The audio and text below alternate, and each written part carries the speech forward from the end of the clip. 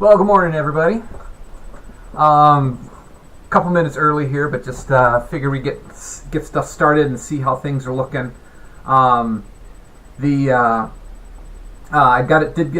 get a chance to grade the exam, so those should be posted for you.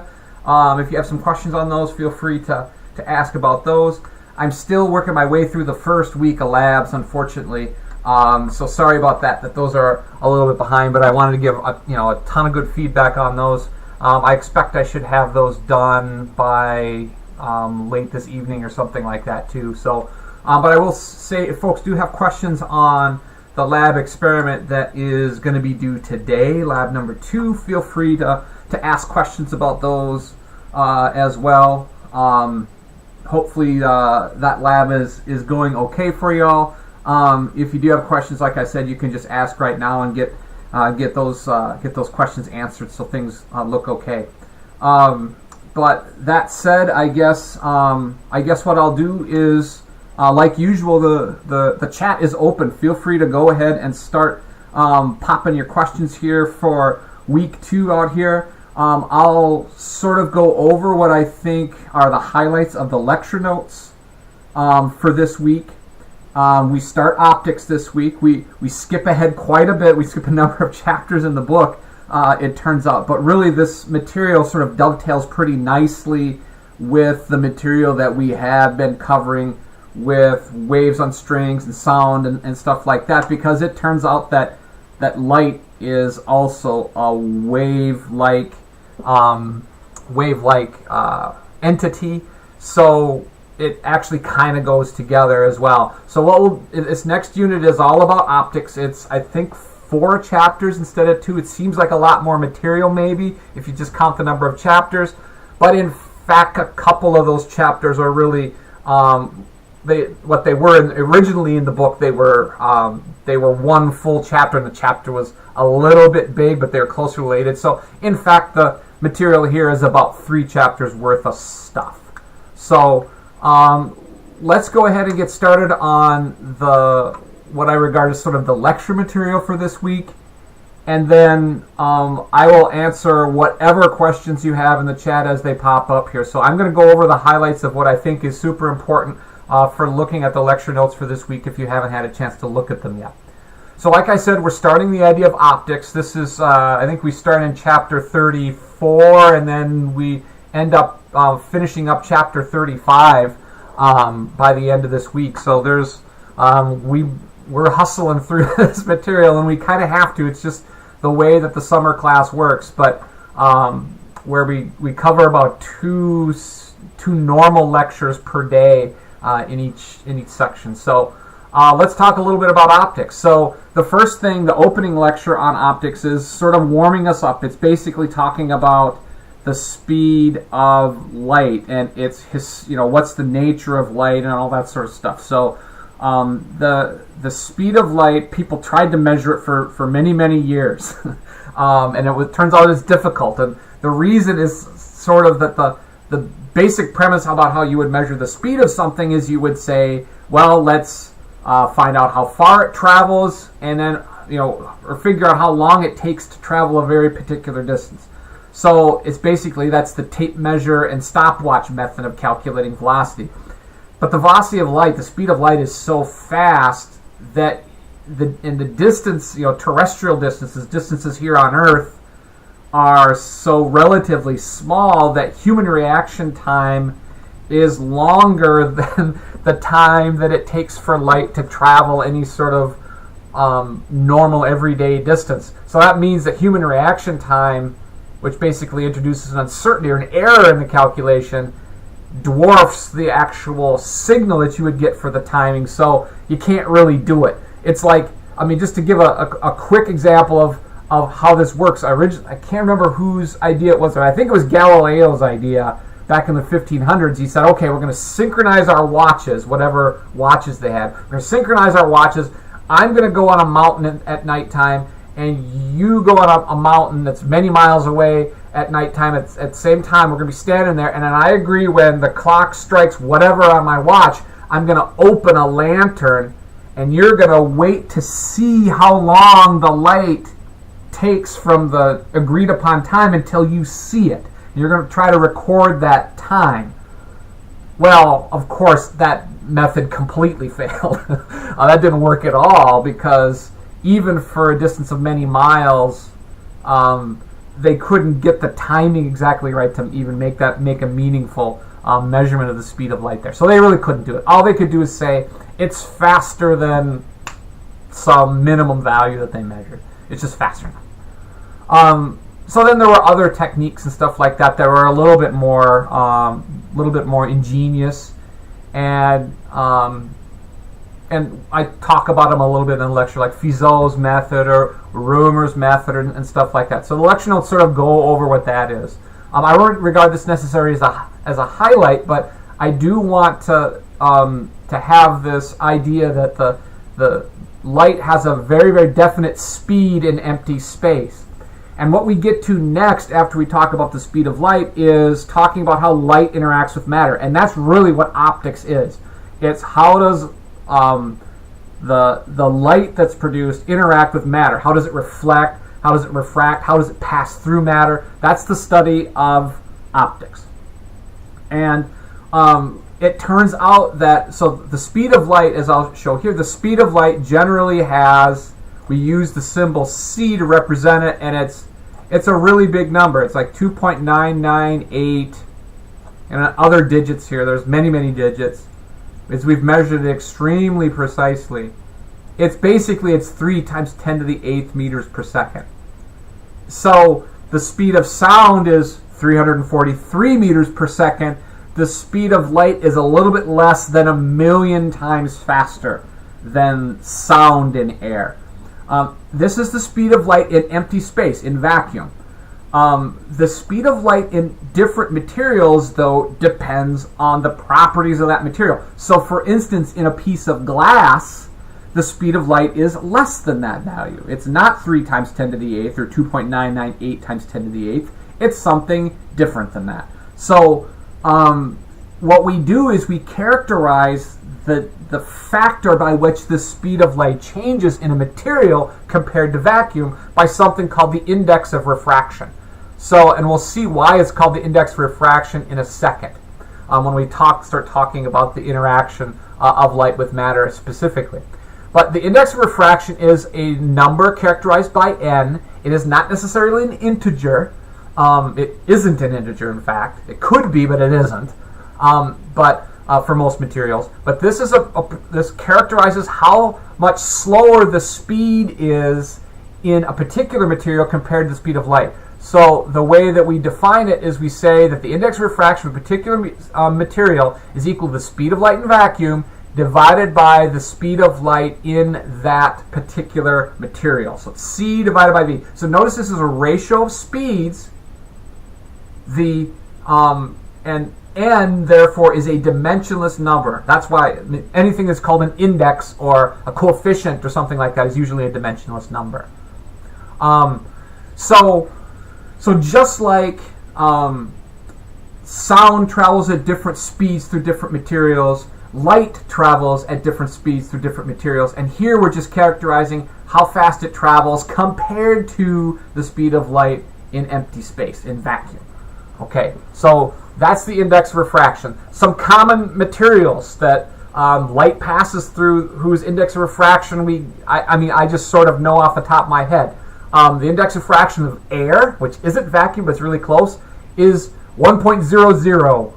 I think it's something like 1.000254 or something like that. So it's really close to 1. So air and vacuum have almost the exact same speed of light. The speed of light in air is slightly smaller than the speed of light in vacuum, but it's really close. So for most of our purposes, we can say that the index of refraction of air is 1.00. At least to 3 significant digits, it's 1. The speed of light in water is 1.333, something like that. The speed of light that's not the speed of light, that's index of refraction. The index of refraction of glass depends on the type of glass. There's different types of glass. There's crown glass, there's flint glass, all those sorts of things. It's about 1.5 typically, but it can vary depending on the glass. It could be slightly bigger than that or slightly smaller than that, depending on the type of glass. Plastic, clear plastics and stuff like that, they'll have different indices of refraction. Now, in the book, there's a table which shows indices of refraction. That's the plural of index, is indices.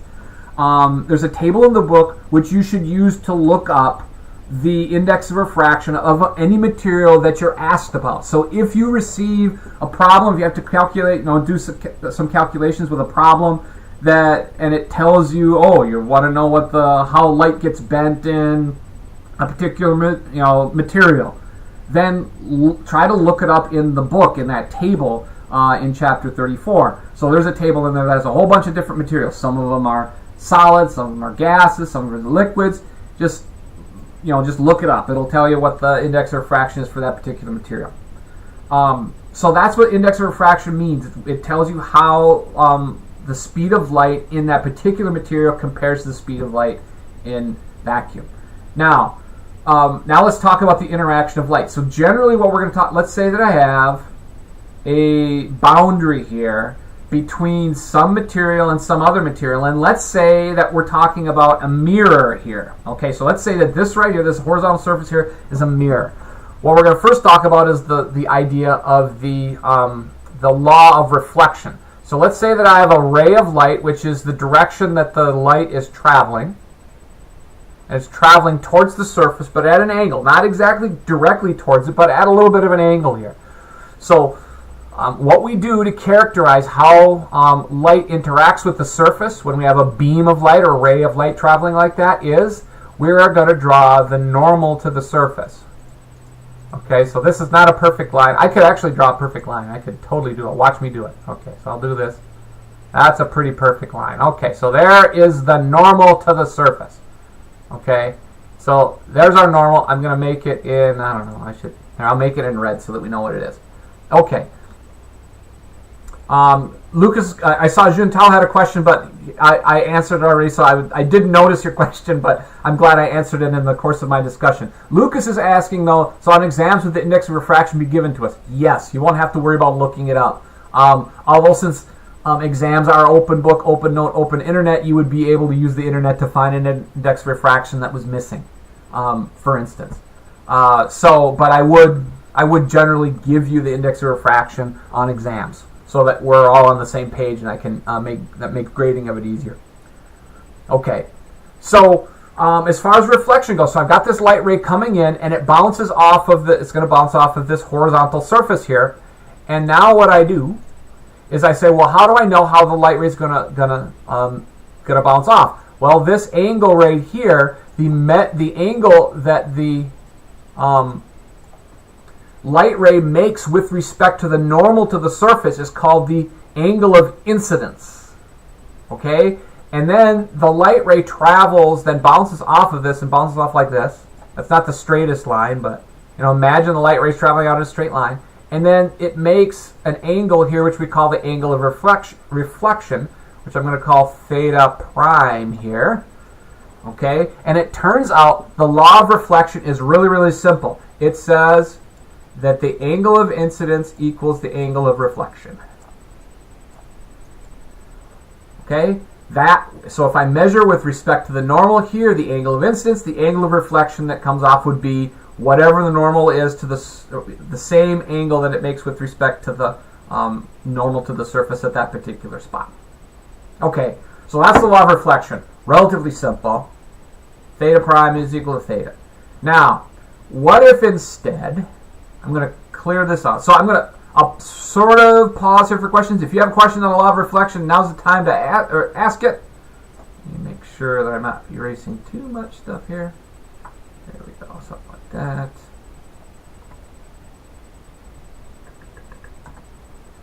Okay. So that's the law of reflection. Now let's talk about the law of refraction. So let's say I've got a surface here, just like we talked about before, a nice horizontal surface. And let's say I have a light ray coming in. I'm making it at a different angle this time, a lot more different angles. So let's see, and then we'll draw our normal line here. See if I can get it to go right through. I'm going to have to move it over because that's not perfect.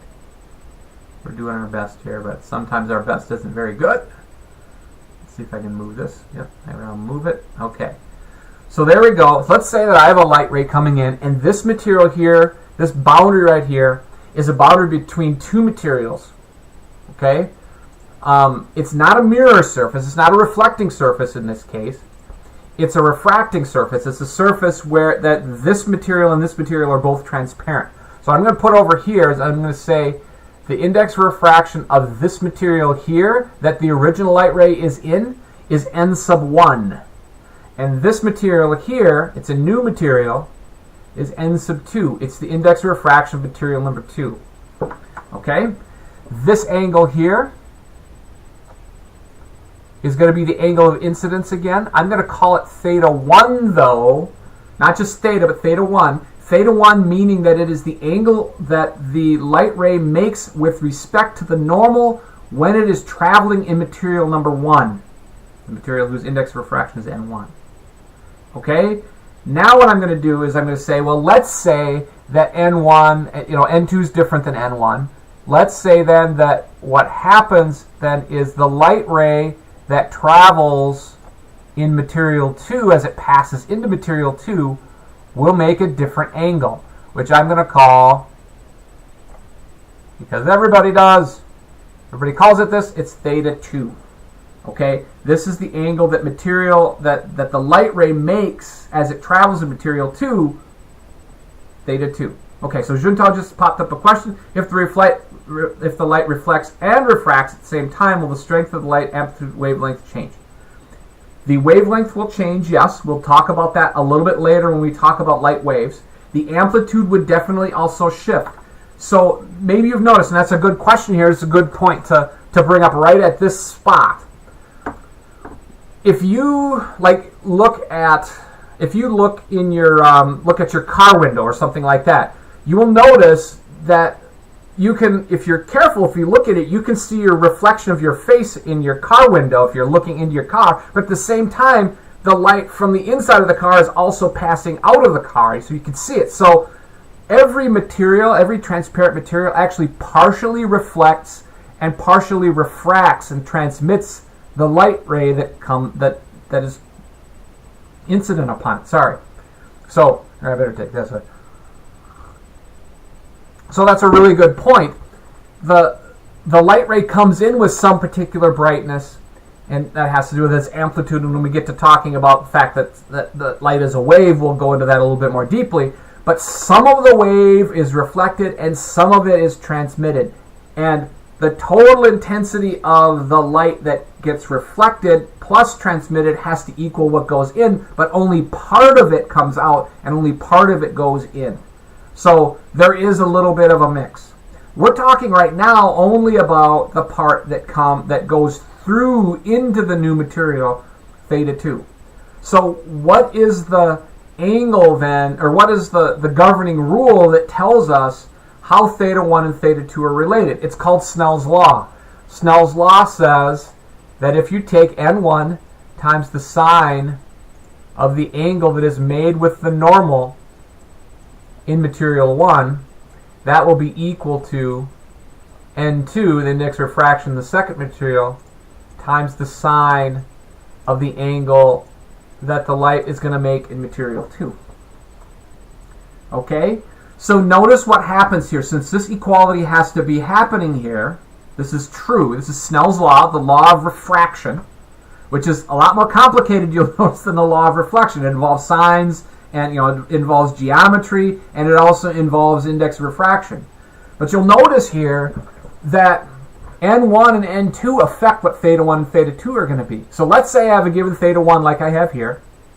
Tell me, what do you think happens, what do you think is going on with the index of refraction as I cross the boundary? Is the index of refraction of material 2 bigger or smaller than that of material number 1? Well, and I'll sort of walk through the answer here, but if you have questions on this, do let me know. So don't hang on your questions for later. The time to ask them is now. Oh, it's always now. So let's look at this. So what I notice about this angle, theta 2, is smaller than theta 1. Okay? So what does that tell us? That means the sine of any angle that's smaller than 90 degrees anyway, which they all have to be here. The sine of an angle that's smaller is also smaller. So that tells you, since these two have to be equal, that if theta 2 is smaller than theta 1, then that must mean that n2 is bigger than n1, so that these two are equal to one another. So this implies the fact that the light ray gets bent to have an angle closer to the normal must mean that n2, in this case, has to be bigger than n1. And that's a general principle. It says that if I have a light ray coming in and it enters a material that has an index of refraction which is larger, then the light ray's direction of propagation will get bent to be closer to the normal, so that the theta 2 will be smaller than the original angle. And if it went the other way, if this was going from a higher index of refraction to a lower one, the opposite of what I've shown here, then the light ray would come out with an angle even bigger compared to the normal than the first one. So that's how the index of refraction works. That's the basic law of refraction. And these two laws then basically form the spine, the basic foundation of what we call geometric optics. In geometric optics, the reason we put the word geometric in front of it is that these optics have to do with a lot with geometry, a lot with angles and using similar triangles and all that sort of stuff, because that ends up being super involved in what we talk about here. Okay. So Juntel says, if the light refracts in a thin glass, the light after refracting will refract again, so the strength of the light will change, but the angle will not change. I don't quite understand. Let's see. The light after refracting will refract again. Yes, that could be in a thin film, which we will talk about when we get to optics, more physical optics, more detailed optics later on. So we will talk about thin film interference and how the light changes and stuff like that. But I think what you're getting at is the following, and I'll sort of draw it here. If I have like two surfaces, let's say I have I think what you're talking about here is I've got a thin piece of glass here where I've got so this is just an example. I've got air here, I've got glass here in this region in between, and I've got air out here again. Well, then what would happen is something like this would happen. Whoops. It's not awesome, but I do my best. That's close enough. Okay, maybe that gets bent to some angle, and then it gets bent out again. Okay, so notice what happens here, that this light ray comes in here, gets bent towards the normal, then gets bent away from the normal as it exits again. What happens is that this light ray here and this light ray here make the same, I'm going to try to draw it, they make the same angle with respect to the normal, because whatever gets done by refraction at the top surface gets undone from refraction at the bottom surface. So yeah, this light ray here comes out parallel to the direction of motion of this light ray up here. So that is true. That's a good observation. Okay. So are there any questions on the basic rules of reflection and refraction? I'm going to pause here so that folks have the opportunity to ask what they need to know here. But these are the two basic rules of optics. Or at least geometric optics. There are other things that are in here, but I'm going to clear this out and we're going to start talking about new material. A little bit on new material.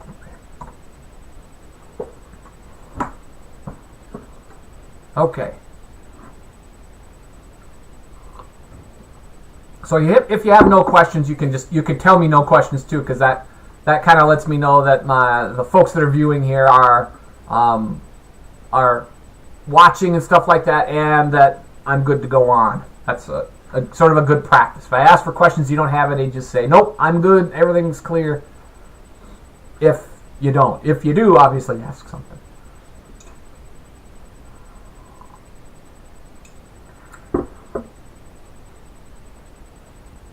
Okay. So while I sort of wait for the response to those questions, the possible questions and stuff like that. Okay, all stuff's good. All right, good.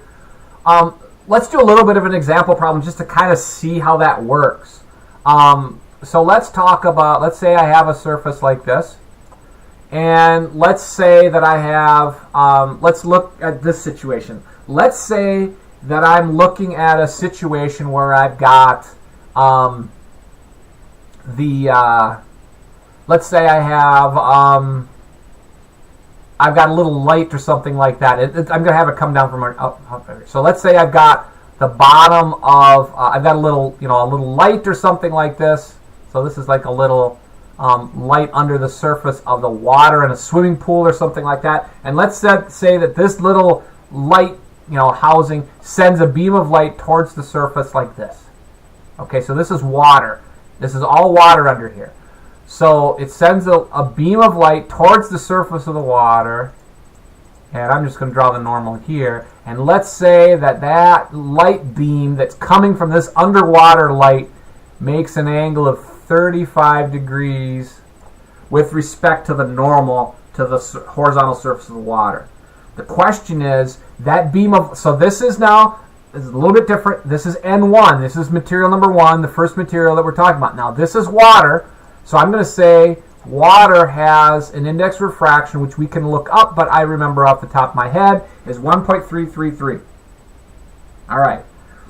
The question is, if it goes into air, index of refraction of air, remember, for all intents and purposes is 1. I'm going to put 1.00 here just to be clear as we can. But this is air. When it comes out of the surface of water and goes into the air, what angle does it make? Okay, so that's sort of our first little example about how to use Snell's law to figure out how the direction of a beam of light gets shifted, gets changed because of this process of refraction. Okay, so we got this beam of light coming up through there. Now, here's the thing. I'll say this. My first impression when I look at this, and by the way, I just made this up on the fly. My first impression is when light hits here, it's going to get bent away from the normal. It's going to have a larger angle here because when I go from a high index of refraction to a lower index of refraction, the light ray is going to get bent so that it is further away from the normal than the original light ray was that was impinging on the surface. So I expect that the light ray is going to come out making a new angle with the normal that is bigger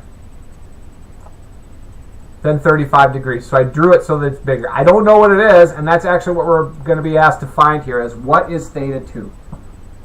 Okay. So the light ray, so let's use Snell's law to do this. We know Snell's law, like I wrote up here, N1 sine theta 1 equals N2 sine theta 2. Okay, so we're going to apply that down here. N1, I'm going to plug in our numbers here. 1.333 times the sine of theta 1 here is 35 degrees. This is the angle in material number 1. I'm going to put 35 degrees, sine of 35 degrees. And that is going to be equal to, according to Snell's law, N2, which is 1.00, index of refraction of the air, that's running into second, times the sine of theta 2, and theta 2 is my unknown. So I solve for this, and I say, oh, okay, what is this? Okay, so I take 1.33, using my calculator, times the sine of 35, and that number is 0.7646.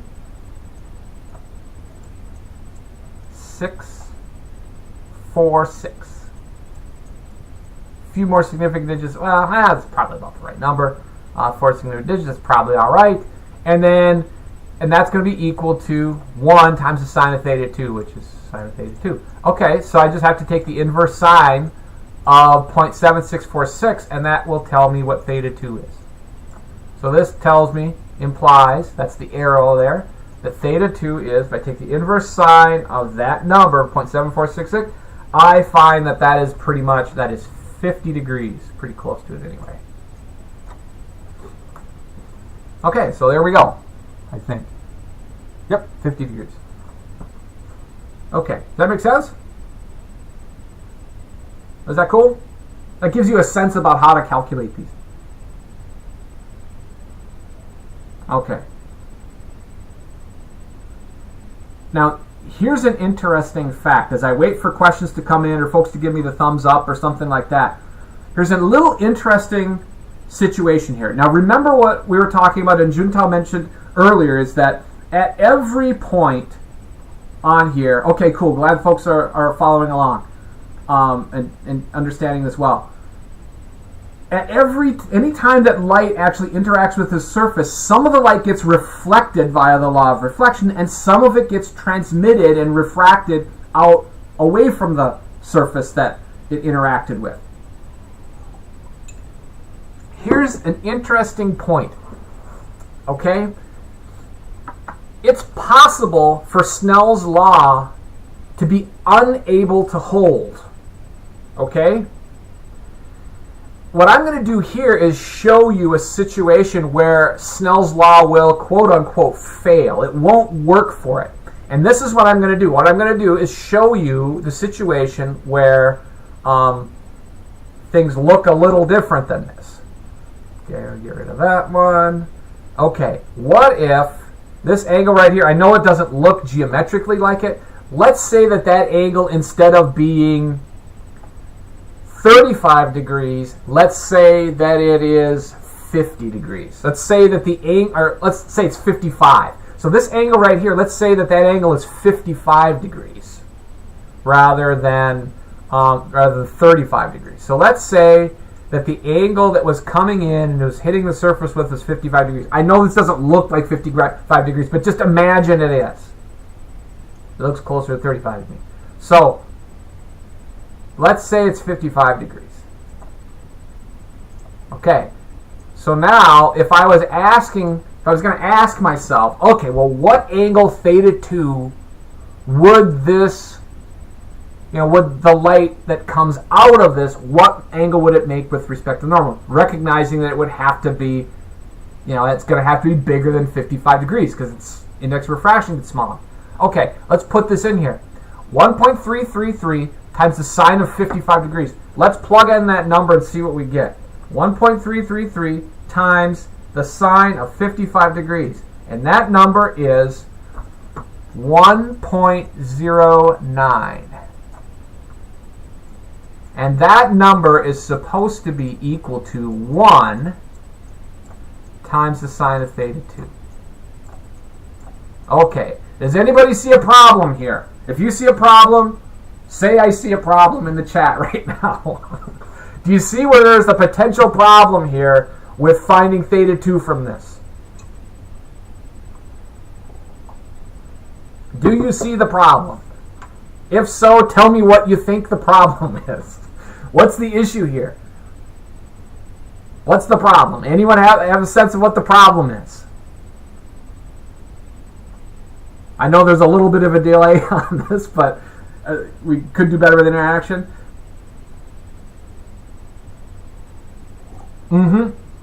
Folks are getting it. Excellent points. Okay, Lucas has got it. Juntel's got it, I think, here. The problem is that I'm asking for the sine of theta to be a number that's bigger than 1. That can't be true. Okay, the value of the sine cannot be larger than 1. So there is no angle for which, if I plug it in the sine function, I get 1.09. Doesn't work. So that means that in this case, refraction can't happen because the law of refraction cannot hold, cannot be true. Well, remember what I said when we had the situation where when light is incident on a surface at a boundary between two different materials, some of the light gets reflected and some of it gets transmitted in the form of a refracted light ray. Well, if you can't refract, what are you left with? If the light can't refract because there's no angle that it could work for, then the only thing it could do is reflect. So this corresponds to a situation where we would have total reflection of the light ray. 100% of the light ray would be reflected. None of it would be refracted because there is no angle for which it would work. We call this phenomena total internal reflection because if the light is in some material here, it stays within that material, stays internal to the material that it was originally in. So this is the concept of total internal reflection of the light. It happens for all angles larger than some what we call critical angle. The critical angle is the angle for which the sine of theta 2 is exactly 90 degrees. Okay, so when theta 2 is 90 degrees, then that is the biggest angle that it's the most that sine can give. It's because the sine of 90 is 1.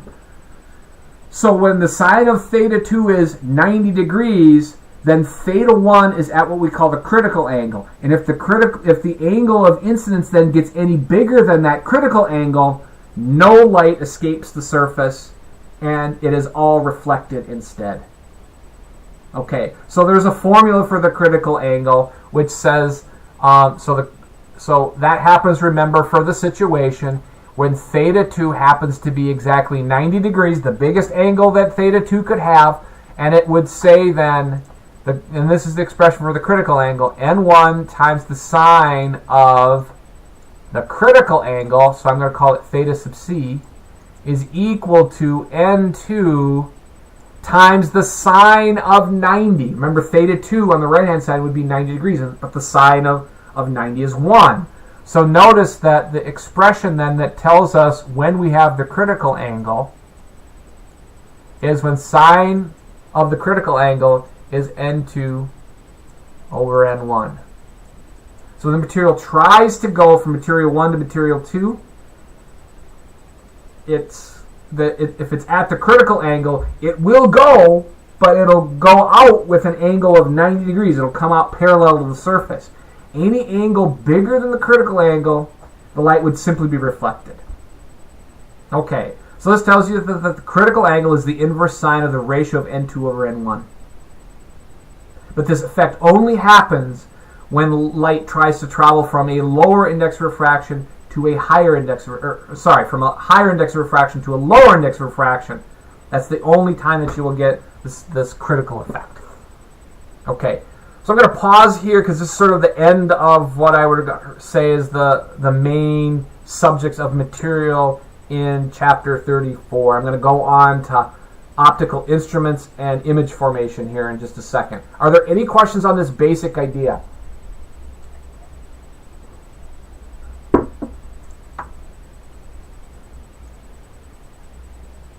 I know this is kind of fast, but I want you to at least see some of what we're talking about here this week live so you have a chance to ask questions about it.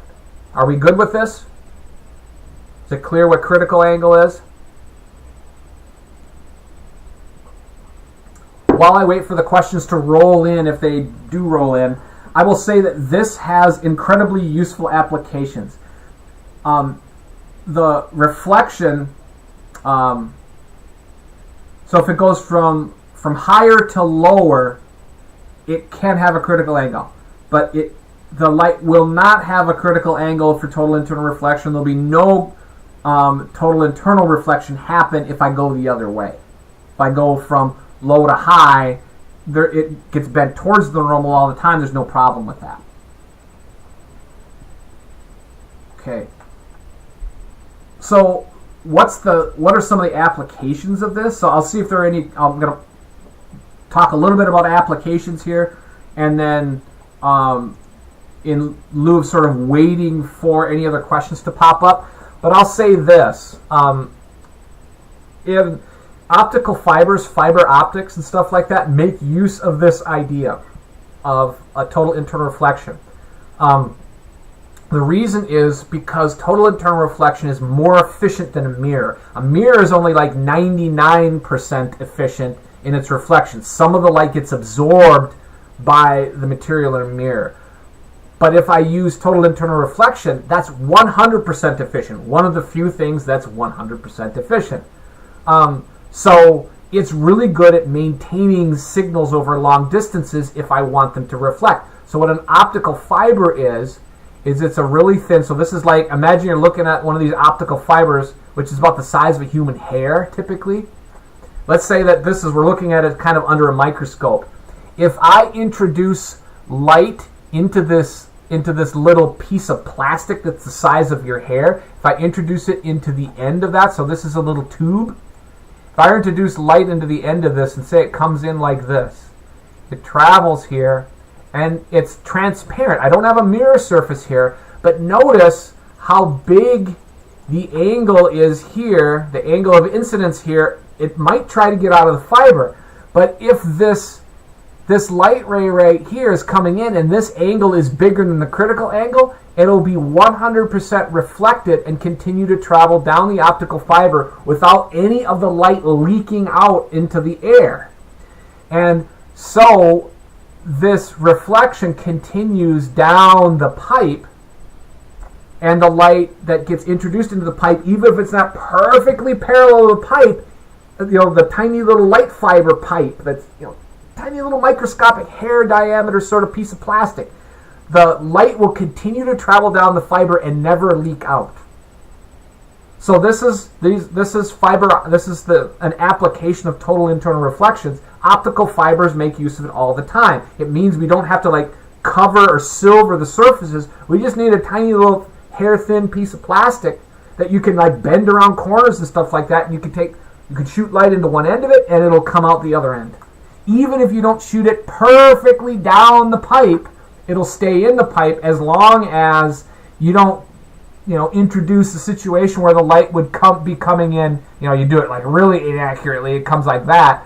That angle might be smaller than the critical angle, so that might leak out. But as long as you're somewhat accurate in aiming the light into the pipe, and you don't go around too tight of a turn in your pipe, the light will stay inside of the light pipe, inside of the optical fiber. So that's one application of this. And it's super valuable because you don't lose any of the light that travels down there. So now we're using optical fibers, fiber optics to power our internet. We're using digital signals and stuff like that to send signals down there. Lucas is asking, how much more efficient is this than electrical wire? It depends on what you mean by efficient. Electrical signals travel fast, but they don't travel as fast as light. So what happens in an electrical signal in, say, your computer or something like that is electrons have to flow within a wire, and they travel fast, but they don't travel at the speed of light inside of the wire. So that's why fiber optical networks are faster than electrical wired networks are typically. There are challenges with optical networks, mainly that we have to then, we don't have an optical switch yet, so we don't have something like the transistor for light yet. When that gets invented, our computers will be about 1,000,000 times faster than they are right now. So just as a suggestion, if you decide you want to go and work in electrical engineering or optical engineering or something like that, some sort of form of engineering, just remember that if you make the optical switch like I'm suggesting, so that you can make something like the transistor for light, that when you win your Nobel Prize, just give me a little mention on the stage. That's all I ask, because I was the one that turned you on to the problem of making computers literally 1,000,000 times faster than they are right now. Okay, is it a deal? A deal?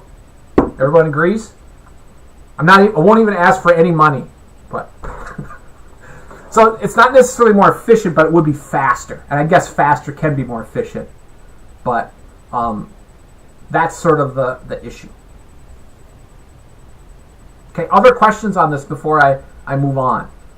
So optical networks are gaining in popularity, but we don't yet have an optical computer. So what we do is we translate the optical signals that we receive in the internet from our fiber optic network, and we change them into electrical signals so that they can be used inside of our computers.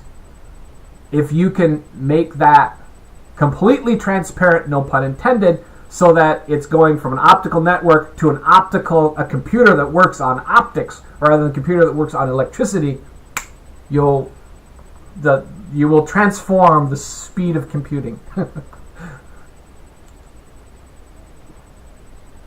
Okay, so I'm going to go on to the next thing, and that is further applications of optics. Specifically, we're going to talk about mirrors and lenses and the formation of images. Okay, so one thing that happens, let's look at a situation here. I'm going to try to draw it as best I can, but this is obviously sort of problematic. Let's say that I have a little light bulb right here. I don't know. I'll just put a little circle here, and let's say I've got light coming out from it. And usually, of course, when we draw light, we have this. We try to draw little rays, and this refers to all the rays that are coming out of this little light bulb. So that's why we put those out there. Okay, thanks, Lucas. I really appreciate the potential shout-out. So win that Nobel Prize. I'm rooting for everyone in here to win that, just so I can get my name mentioned on the stage of the Nobel Committee. Okay, so let's talk about image formation. Let's say this right here is a mirror. Okay, it's a perfect mirror. Let's say it reflects basically every light ray that it intercepts. So this is a flat mirror. We're going to talk about curved mirrors in just a second. But what happens here is, if you want to know, like if you're standing up here, and you look into the mirror to try to see where the image of this object is, this light source is in the mirror, here's what you have to do. There's a reason why we've got two eyes. It's so that we can develop depth perception. So one of the light rays that comes from this material right here, from this light bulb, this object, this source, one of the light rays is going to impact, it's going to go up here, bounce off of this mirror. I didn't make it perfect, but just imagine. It bounces off, angle of incidence equals angle of reflection. It's going to come out something like this. Okay? So that is the light ray that comes from that. I'm going to move me here. Okay? I'm just going to move me just a little bit. I'm going to get rid of me here, my observer. I'm going to move me to here-ish, so that that light ray is going to end up basically in my eye here. Okay, so that's one of the light rays that's intercepted by my eye. Okay, now there's a whole bunch of other light rays that come out of this, but the thing is, my eye, one of my eyes at least, is saying, hey, the light from this light bulb right here is coming from somewhere along this line. Now, we know, because we know in our conscious selves that light ray actually comes from right here. It happens to bounce off of the mirror and end up going this way. But our unconscious self and our visual cortex is trying to interpret that thing, says, nuh-uh, that beam of light appears to be coming from somewhere along here. It's ignoring the fact that we know about optics and that mirrors intercept the light, and it's assuming the light is coming from a direction that is from behind the mirror. Okay? So this light ray here that reaches my eye here says it's coming from somewhere along this line, including this part, but also including this line, that appears to be coming from behind the mirror. Okay, but that's not the only light beam that comes from this light source. This one also comes from the light source. So it's going to strike at a slightly different angle, and when it bounces off, it'll come out here. And notice how I'm drawing this a little bit crazy, but it's not perfect. But just imagine. Notice how this light ray might end. If I had a bigger face here, this light ray would maybe be intercepted by my other eye. And now that eye says, but this light ray appears to be coming from somewhere along this line of sight, which means I have to project it back. Oops, I'm trying to draw it straight, but if this is not so simple as you might think. Okay?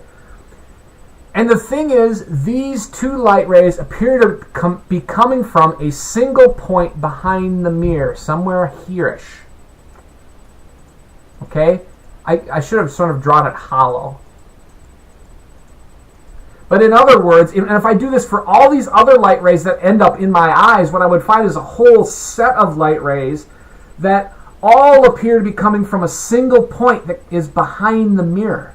And that, my friends and my student colleagues, is the image that is produced by the object that is actually the source of the light.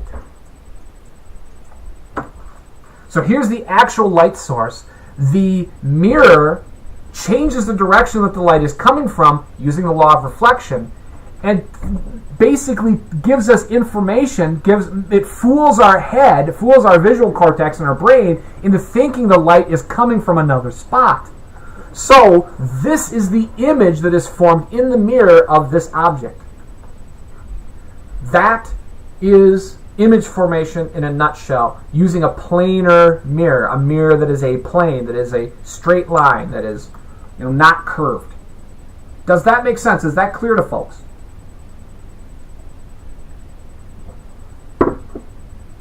So that's image formation. This also works if the mirror is curved, except the light does a little bit more complicated things with the curved surface. It's not that it does more complicated things, really. It's still angle of incidence equals angle of reflection, but the normal for each different light ray points in a different direction for a curved surface. So imagine I have a curved mirror like this. You're looking at it sort of in cross-section. A light ray that comes in here, notice it's exactly coming in from the normal. If the light ray comes in at the same direction, but notice how the normal here points in a different direction. So if light comes in this way and hits the middle of the mirror, it comes straight back. If light ray comes in again directly to the right but hits here, notice how angle of incidence equals angle of reflection means it goes down like that, and so on and so forth. So when I have a curved surface, where the light ray hits, the normal is pointing in a different direction because of the curvature. And that gives rise to an effect called focusing of light, and the idea of a focal point, and the idea of focal length, and those sorts of things, which we talked about in the lecture notes. Okay, so that means that images in mirrors can be formed by fooling your eye into thinking that light is coming from somewhere that it really isn't. The light, actually, there is no actual light source right here. It just appears to be coming from that spot, and that's why we call it an image rather than an object. It's not an actual light source. Now, there are two classes of images. I talk about this at length in the lecture notes. There are two classes of images. There are what we call real images. It's not an object. An object isn't a real image, but I'll talk about real versus virtual images. A real image is one for which the light actually passes through the position of the image where the image is formed. That's a real image. Real images can be projected onto screens. That's one of their characteristics. A virtual image is an image where the light rays do not actually go to the position, they do not go through the position where the image forms. The example I'm showing here is of a virtual image. This image happens to be a virtual image. Now, what makes it virtual? Just for us to consider. A virtual image is an image for which the light doesn't actually pass through the position of the image. Notice here, where do the light rays actually go after interacting with the mirror coming from the object? Well, they go back this way. They never actually go to the position of the image. Although the light appears to be emerging from this particular spot, the light actually never goes to the position of this spot. That's what makes this virtual. Virtual images cannot be projected onto screens. They can be seen by human beings looking at them and seeing the light appear to emerge from them, as in this case here, but that cannot be projected onto a screen. So, an example of a real image would be one, let's see if I have a curved surface right here. Let's say that I place an object right here, and I look at the image which is formed by this object. So let's say I've got this situation, And let's say I have this situation, this light ray comes in like this, it bounces off this one and comes out like this, and see how this light ray goes there, and they appear to converge at a single point here. I'm going to draw this one in red. This actually would be the position of the image that is formed from reflection from this curved mirror surface. Notice how the image would form exactly at this spot right here. They appeared, if you were down here looking at this, and this light ray went into your left eye, and this light ray happened to go into your right eye after reflecting from the mirror, the common spot where your eyes would say, hey, the point of the arrow, of the image of the arrow, appears to be right here at this spot here. Your eye then is being fooled into thinking the light is coming from this spot here rather than over here, having interacted with the mirror. So what does this mean? This is an image that is real. Notice how the light rays actually pass through the spot where this image formed. You don't have to project them back, to a place where they weren't actually traveling to say that's where the image is. So this is an example of this image right here is a real image. It's still an image, but it's real in that the light rays actually travel through that. If you were to put a screen at this spot right here and not try to block too much of the light, what you would see is an upside down arrow that is a little bit smaller than the arrow that we have here. Okay, are there questions on that? I am going to talk a little bit while I wait for your questions to pop up, giving you applications of this like usual, but I want to make sure that this is clear. That basic idea is clear. Okay, so while I wait for the questions to pop up, here's examples of this stuff in action. If you've ever used a makeup mirror or the rear view mirror in your car, oftentimes these mirrors are curved like this. They could be curved like this or like this. You could either have them be concave or you could have them be convex surfaces. But what happens there is when you have a curved surface, oftentimes you can distort the image compared to the object, and you can change the characteristics of what that image looks like compared to the object. Like this situation where I've made the arrow upside down compared to the original, and I've reduced it in size. That's what this type of curvature would do for this particular object sitting at that spot. Okay? But you could, if you had a different curvature, you could magnify the image. You could make it bigger compared to the original object. Maybe that makes it easier to see, or maybe you can see stuff further away now. The other thing that you could do is you could widen your field of view. That's one, when you have that little inset mirror, maybe you've seen that an inset mirror in a rear view mirror in a car. The inset mirror actually curves in such a way to allow you to see stuff behind you that is right next to you. It gives you a really wide field of view. So mirrors can magnify or reduce images, or they can expand fields of view so that you could see wider than normal and that sort of stuff. It's all super interesting and useful things that you could do with this. Generally, the cost of increasing your field of view is that the image is actually reduced in size. So in order for you to see more than, to see it bigger than this space right here, I've got to take a wider, area, and I've got to crunch it down into a smaller space. So that's the cost of increasing your field of view, is the individual images inside of this larger field of view appear smaller. So that's sort of what this would do, as an example. The other thing is that sometimes you get situations where you flip it upside down. And that gets harder to interpret, because then you have to kind of do like that to make more sense of it. Okay, so that's the basics of image formation in a nutshell. And I've touched on a little facet of it that ends up being what I think is pretty important. The ability to change the characteristics, the appearance of the image compared to the object. This is all characterized by one number which we call the magnification. Okay, so let's talk a little bit about magnification, and then we'll talk about the lens equation, stuff like that.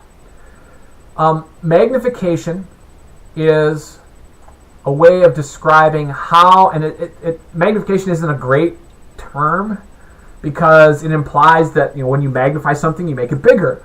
But in fact, you can have magnifications that refer to the object becoming reduced in size, and it also refers not only that, but to changing the orientation of the object. So what we're going to do is we're going to talk about the size of the object or the image compared to the object. H prime is the image height. So this has to do with the image, the height of the image which is being produced. And then, probably not surprisingly then, H is the height of the object.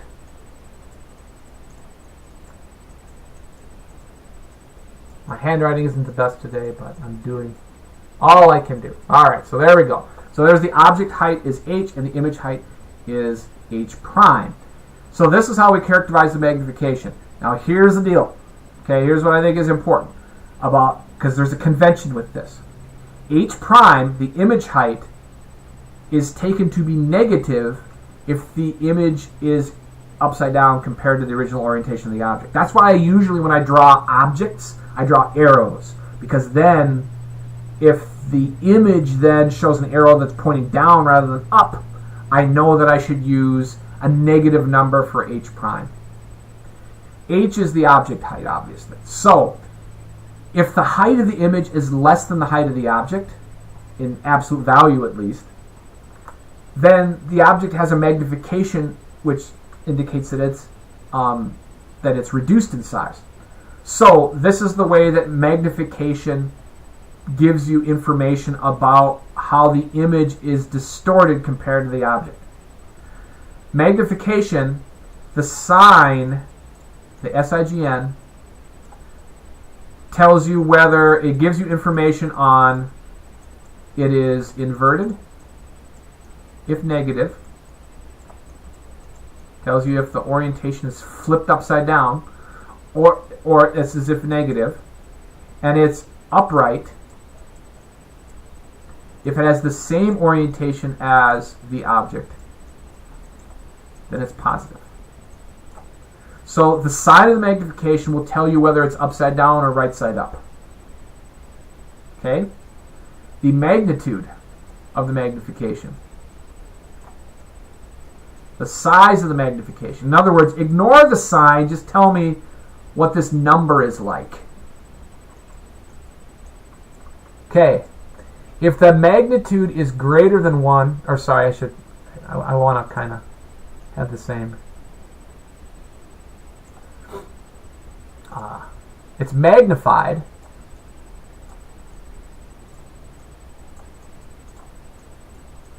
if it's greater than 1. It's reduced in size if it's less than 1. So the image is reduced in size compared to the object if the magnitude of the magnification is less than 1. So, an example of this. Let's say the magnification of a particular image was found to be negative 0.25. That means the minus sign here indicates it's upside down compared to the original. The 0.25 indicates that it's reduced in size.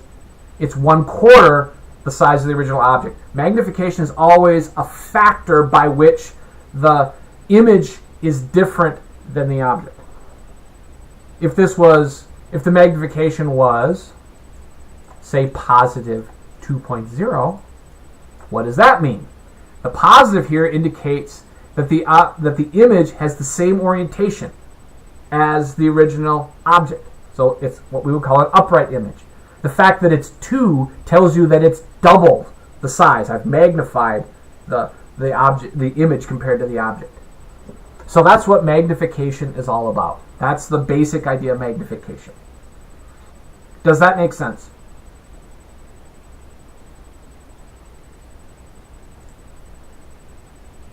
So this is a factor. While I erase this and while I wait for questions to pop up, and again, if there are no questions, please say none. It's clear as mud, maybe even clearer than mud. Then just let me know in the comments that it's clear so far. Okay. But the other thing that I will mention about this is, let's say that I go through a process. It is possible to go through a process where you take an image, you take an object, you form an image, and you use that image as the input to another optical device. So maybe you reflected twice. Maybe you got two mirrors going on, like in a hall of mirrors in a fun house or something like that. There, I'm dating myself. Okay, but if you do that, the total magnification of the combination is found by multiplying. The total magnification is magnification due to mirror number 1 times the magnification due to mirror 2. So if mirror number 1 turns the object upside down, and then mirror 2 turns the image upside down, you'd have a negative times a negative, which gives you a positive. It's like I flipped it, and then I flipped it again. Now it's the original orientation it was before. So it's multiplicative. Okay, so it turns out that there is a rule which defines how curved mirrors can focus images and produce images. And the rule is found from the law of reflection if you do your analysis. Okay, I'm glad it's clear to folks. If you do your analysis on it, let's just look at sort of an example of how this works. And I describe it more in the lecture notes. But what we have here is a situation where I have a curved mirror. It doesn't have to be curved like this, but the curved mirror has what we call a focal length. So what I'm going to do is I'm going to draw what we call the principal axis of the mirror, which is a line in which the mirror is symmetric, and at the same time the center of curvature of the mirror, which you notice here, this acts like a little, it looks like a section of a circle. It has a radius that has a particular center. This is part of a circle that has a center, let's say maybe like right there-ish. Okay, so that little X there represents kind of where the center of the circle would be. It turns out that if you send in light rays that are parallel to this principal axis, that they would get bent to a spot. So if I have a light ray that comes in like this, angular incidence equals angular reflection. Boom. The light ray goes like that. Light ray that comes from the bottom comes in. Notice how it's parallel to the principal axis again. It hits, angular incidence equals angular reflection. Boom. It goes like that. Okay, light ray that comes in right along the principal axis goes right back out. Boom. A light ray that comes like this, coming in like that. Boom, boom, boom, boom, boom. And it hits it, and angular incidence equals angular reflection. Boom.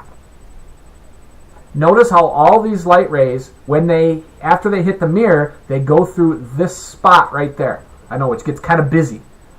That spot right there, the name of that is the focal point for the mirror.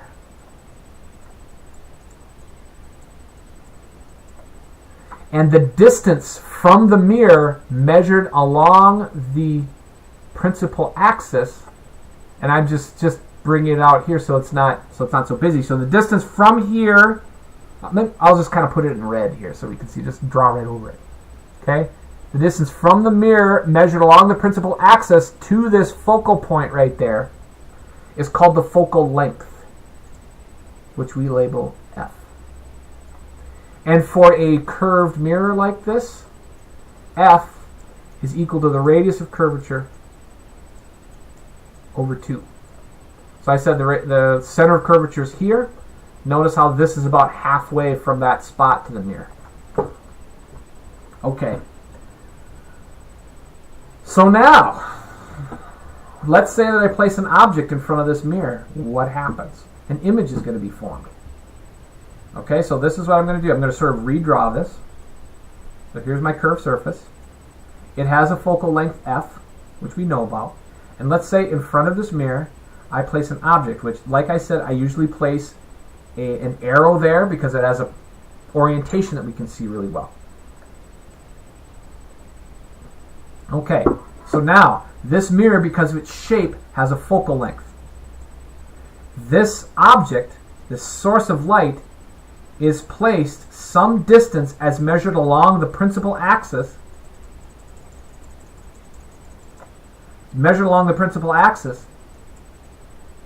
Which we're going to call P. This is small p. This is what we call the object distance.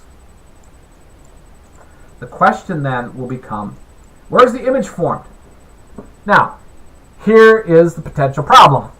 We could do angle of incidence equals angle of reflection and do that ray tracing method that I talked about and that I showed previously about how we form images. Well, take a light ray, do angle of incidence equals angle of reflection, and we'll see where the light ray appears to be coming from. Thing is, that's tedious. Who wants tedious? Not me. I don't want tedious. What I want to do is I would like to have a formula which allows me to figure out where the image of this object would appear when the light from that object interacts with this mirror. And the way to do it is to use this formula. 1 over P plus 1 over Q is equal to 1 over F.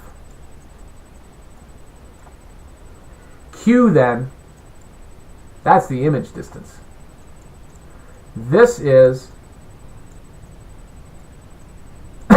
excuse me, this is the distance from the mirror to the position where the image forms. Tells you exactly how far away from the mirror, as measured along the principal axis, the image will form. Okay, now, here is an interesting thing about object distances and image distances. It's super important. The image distance, depending on what P and F are, Q could be negative or it could be positive. It could come out to be either one of them. For mirrors, Q is a positive number if the image forms on the same side of the lens as the light gets reflected to. Okay?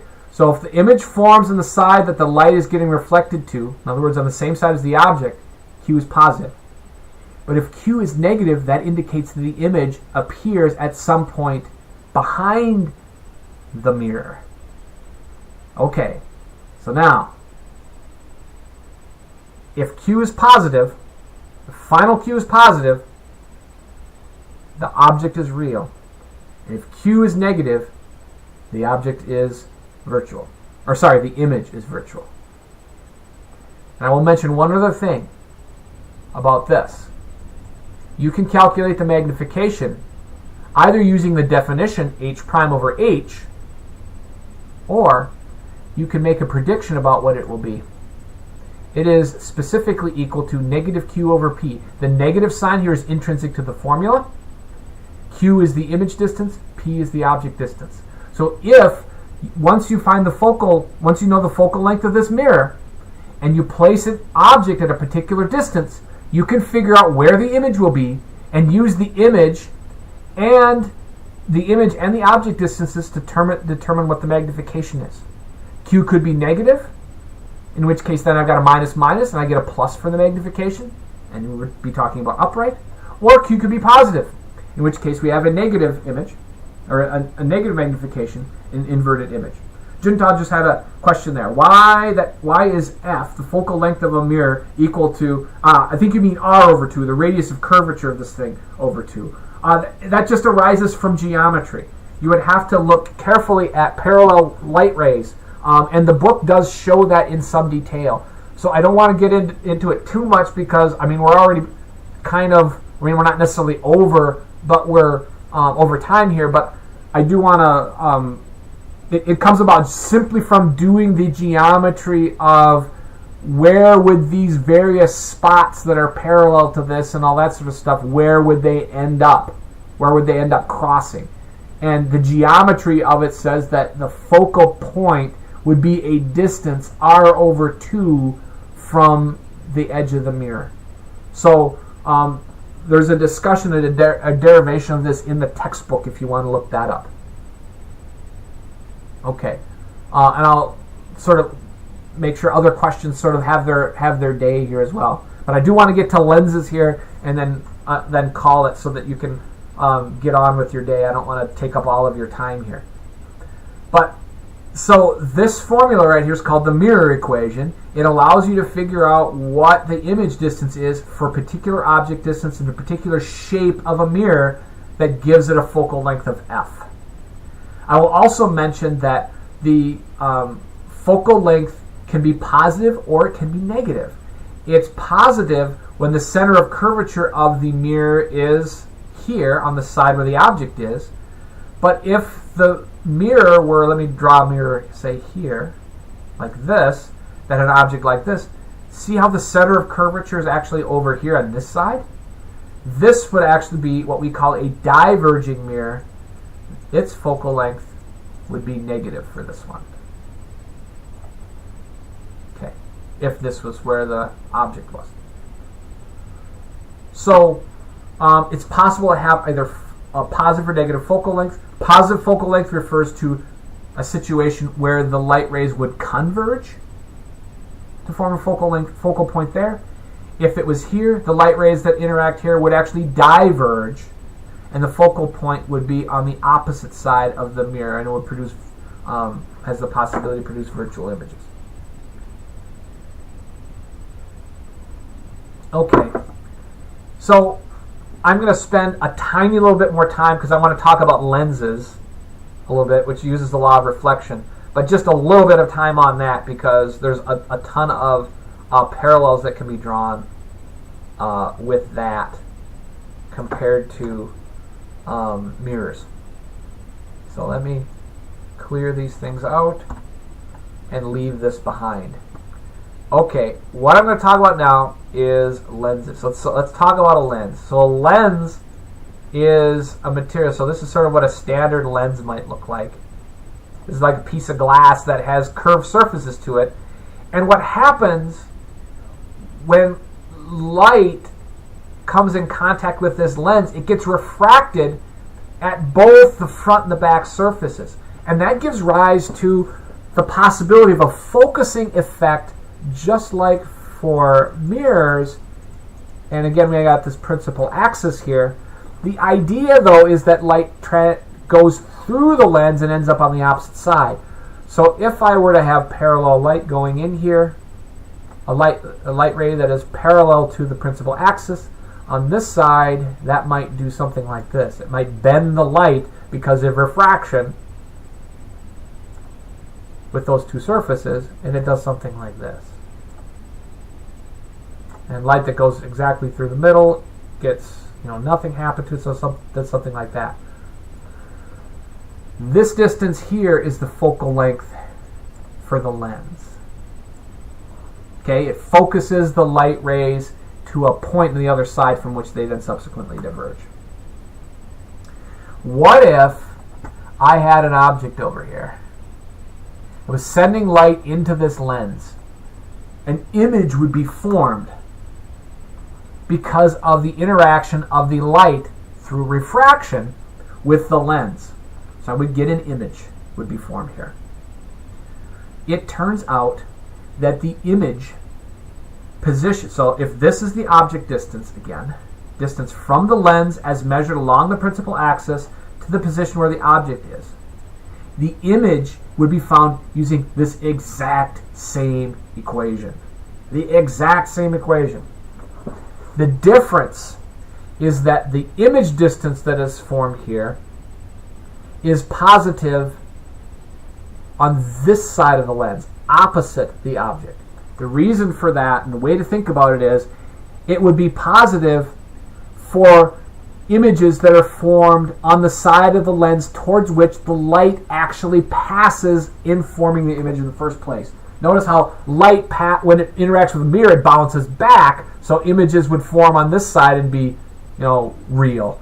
They would be virtual on this side of a mirror. But on a lens, the light actually passes through the lens, interacting with the surface, going through it by refraction.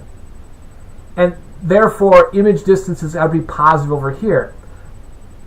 So the sign convention for Q is different between mirrors and lenses. But the formula that you use, the thin lens equation, is the same as the mirror equation.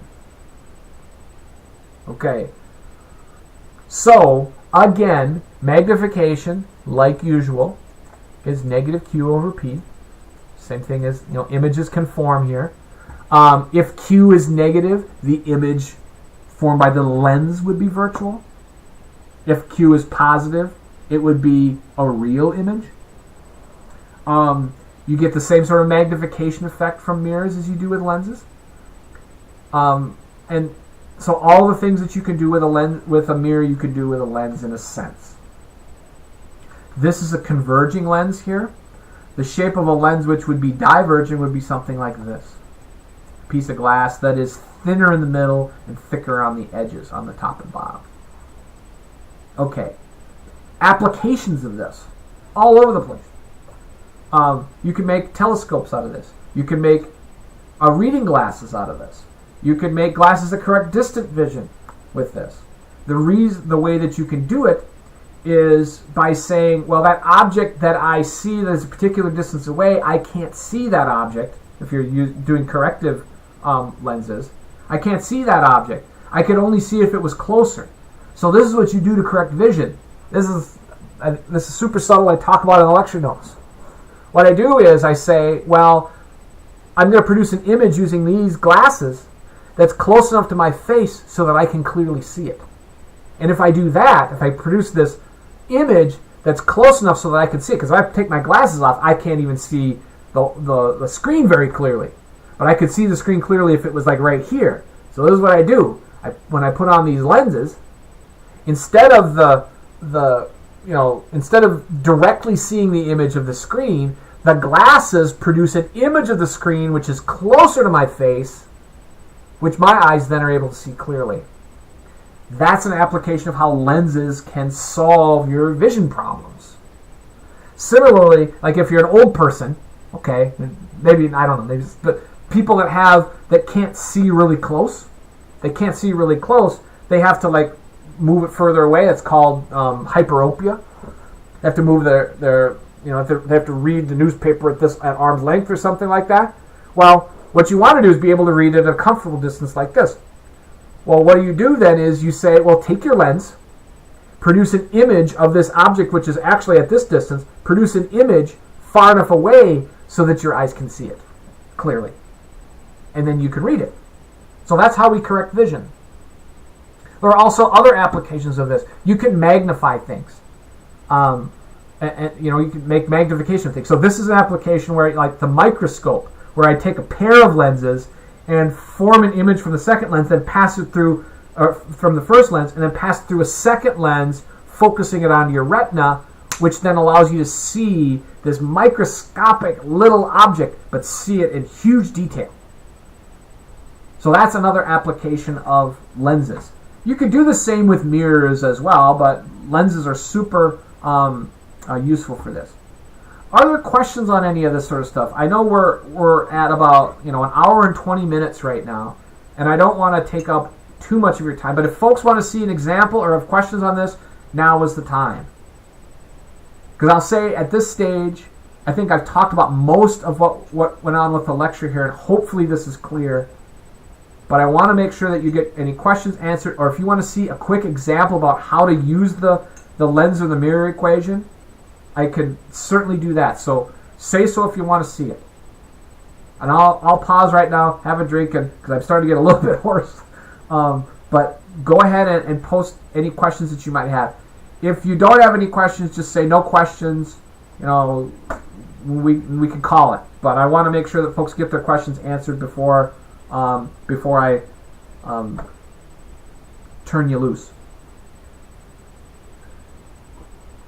Like I said, if you want to see an example, go ahead and ask for one. I can make one. Quick example. Okay. So this will be a relatively simplified example. Let's talk about.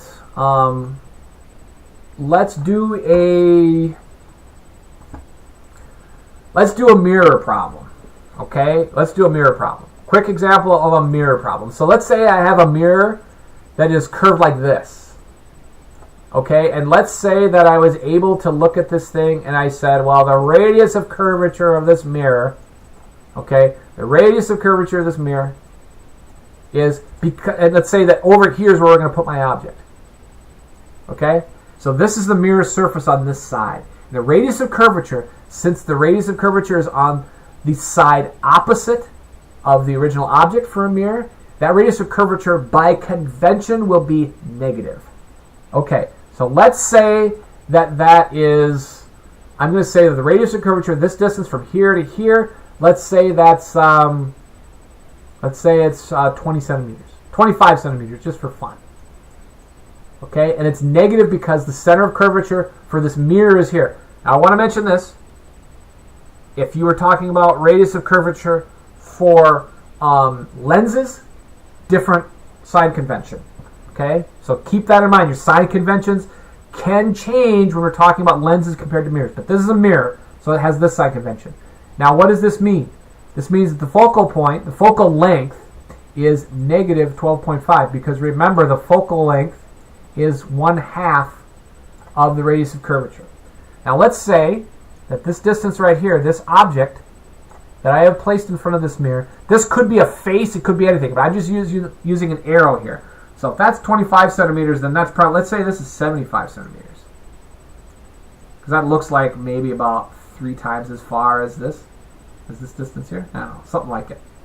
Okay, so let's say that the object is 75 centimeters away from this curved mirror surface like this. The question is, where's the image going to be? Where's the image that's going to be formed here? Where will that be? And in addition to that, what will we're going to calculate all the characteristics of the image. Is it magnified, reduced, upright, inverted, real or virtual? All those questions we're going to answer. Okay, and we're going to answer them by solving for the image distance. That'll give us a ton of information. So 1 over p plus 1 over q is equal to 1 over f. Okay, that means we can solve for q. This tells us that the reciprocal of q is equal to, okay, it's going to be 1 over f minus 1 over p. Okay, 1 over f, that's 1 over, and I'm going to leave everything in centimeters for this one. That'll give us q in centimeters. Just no reason to convert as long as we have everything in here in centimeters. Okay, so the focal length, negative 12.5 centimeters. This is a diverging mirror. Okay, and then I'm solving for 1 over q here, minus 1 over p. P we said is 75 centimeters. That's how far away it is. And it's, it's minus 1 over positive 75. Okay, so don't forget that we're solving for the reciprocal here, so we have to make sure that we do the reciprocal there to get that right. Okay, get the sign right. So I've got negative 12.5 reciprocal minus 75 reciprocal. Okay, and I get a result, and then I got it. That tells me what 1 over q is. Now flip that over to give me what q is. Q is, I get negative 10.7. And that'll be in centimeters. Okay, so there it is. I got negative 10.7 centimeters. Now that minus sign there gives us one piece of information about what the object is like too. First of all, where is that object? Or sorry, where is that image? That image is on the opposite side of the mirror from where the object is. In other words, that image is over here. It's on the opposite side of the mirror. So tell me, is that real or virtual? Remember, a negative number for q means virtual. This is a virtual image. The light rays don't actually go here. They get reflected back this way. So this is a virtual image. So that minus sign there indicates virtual image. That's a signal that says virtual. Whoops. I'll put an exclamation point there. All right. I got to get rid of my dot here. There we are. All right. Happier. Okay. So there we go. We got a virtual image. Okay. That minus sign tells us it's virtual. All right. Now let's calculate the magnification. We're going to calculate the magnification using negative q over p. Okay, so remember this minus sign here is an intrinsic minus sign from the formula. So there's a minus, and then the ratio we're going to take is, now q is negative 10.7. Okay, all right, so far so good. And then the object distance, that was positive 75. So I have a negative and a negative. One from the formula, one from Q being negative. So I'm going to get plus. Now 10.7 divided by 75 is 0.143. So I get positive 0.143 is my magnification. So the positive sign here indicates something. It says that the image is upright. If magnification is positive, it's upright. It has the same orientation as the original object does. The fact that it is 0.143, that's a number less than 1, it has been reduced in size significantly. It's only 14.3% its original size, which is about, I don't know, a seventh, I think. See if I can do 1 divided by 7 is, yeah, it's a seventh. Okay, so this is basically 1/7 the original size. So if this was 7 centimeter tall arrow, I would have a 1 centimeter tall arrow that I would see in the mirror. And it's virtual, upright, and reduced in size. And it appears to be 10 centimeters deep in the mirror, which is, I don't know, like there. So what this image would look like would be a tiny little arrow in the mirror like that. 1/7 that size. About 10.7 centimeters from this surface of the mirror on that side. Okay. Does that help? Is that good? Is that clear? How are we feeling?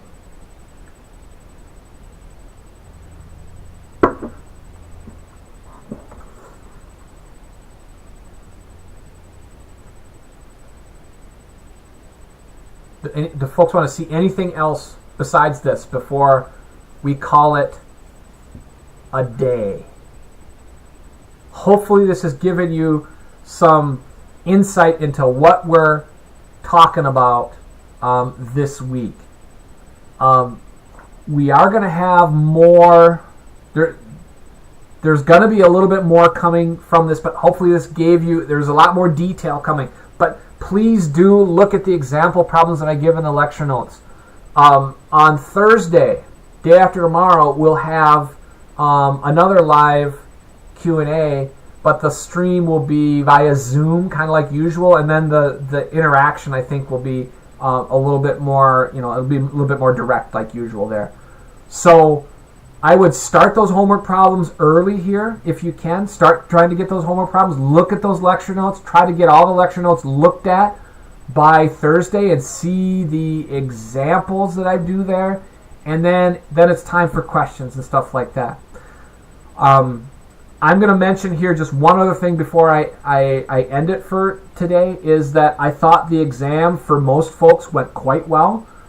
There was a good number of folks that were in the 80s and 90%, 80 and 90% range, and I had I don't think I had any students that were in the 70 and lower range. That is sort of the D range. So folks have been, and the folks that were in, say, the C range, I think that's easily correctable. It seems like there was some small problems that they could easily make corrections to and still do quite well in the class. Get A or B in the class with some help. So I think things on the exam went pretty well for folks in general. Maybe you're used to always getting A's or something like that. Maybe you're superstars or something like that. I would get. There's a lot of very motivated people in the class in the summer and stuff like that. So if so, I don't think anyone is out of the running for A's yet. So y'all did really well, generally speaking, on the exam. I was quite happy to see that it went well. Hopefully you thought it went well too. One of the problems was a little bit trickier, and some folks got it and some folks didn't, because there was a little bit of a random thing there. But I was a little bit more one of the last of the three problems, the calculation style problems, was a little bit trickier. So I was a little bit more gracious in grading that if folks had a little bit of trouble with it. But we could certainly talk about those things on Thursday as well. So if there are no other questions, then I think I'm going to call it. It's been a pleasure today. Hopefully you got something from this. Just give me a shout out or a wave here, or if you have questions, I'll answer that still yet too. But I think I'll look to end it at this stage, and we'll see you on Thursday. So I'm gonna pause to wait, but I'll let you go. Thanks for now, and we'll see you later.